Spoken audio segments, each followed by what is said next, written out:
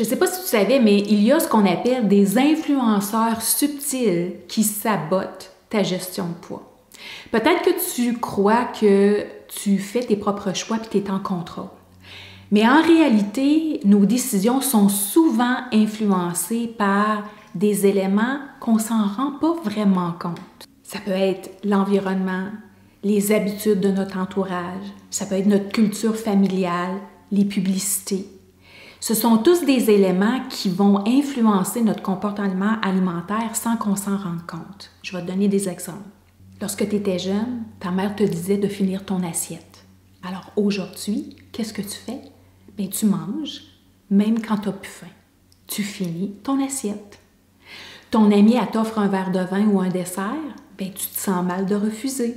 Tu es invité à manger à quelque part. La nourriture est signe de fête, est signe de réconfort, est signe de festivité.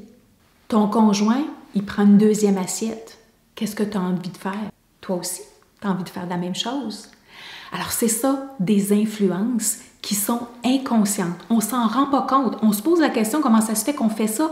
On n'écoute pas nos signaux de faim et de satiété. C'est comme si on était contrôlé par qu'est-ce qui se passe à l'extérieur de soi. Mais sache que tu peux commencer à les déconstruire, ces influences subtiles-là. Je vais te proposer de faire cet exercice de réflexion. Alors, au moment où est-ce que tu es en train de manger, okay, pose-toi la question, est-ce que le comportement que je m'apprête à avoir, est-ce qu'il m'appartient? Comme prendre une deuxième assiette. Est-ce que c'est moi, ça?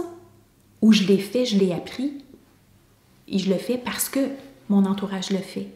De prendre un verre de vin, de prendre de l'alcool plus que d'habitude, de prendre un dessert. Est-ce que ça m'appartient ou ça appartient à quelqu'un d'autre? C'est quelque chose que j'ai entendu, c'est quelque chose que j'ai appris, c'est quelque chose qui m'a été inculqué, mais que vraiment, je n'ai pas nécessairement besoin de faire ça. J'aurais peut-être même pas le goût de le faire.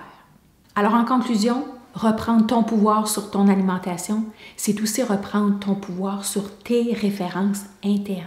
Tu peux bien sûr honorer ton entourage, honorer ton passé, sans te définir par lui.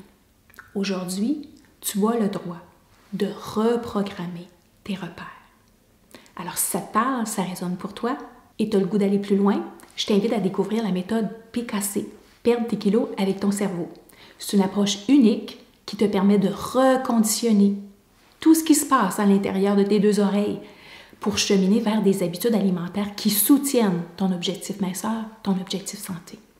Et pour ce faire, tu peux t'inscrire à la semaine PKC qui est tout à fait gratuite. Tu vas y trouver des vidéos inspirantes, des outils concrets et tu vas commencer à entamer cette première prise de conscience qui va débuter ta transformation, une transformation durable vers une autre façon de voir la nourriture. Et bien sûr, comme résultat, pourquoi pas une silhouette souhaitée.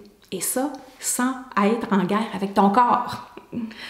Alors, si ça te tente, juste clique sur le lien et je te vois de l'autre côté.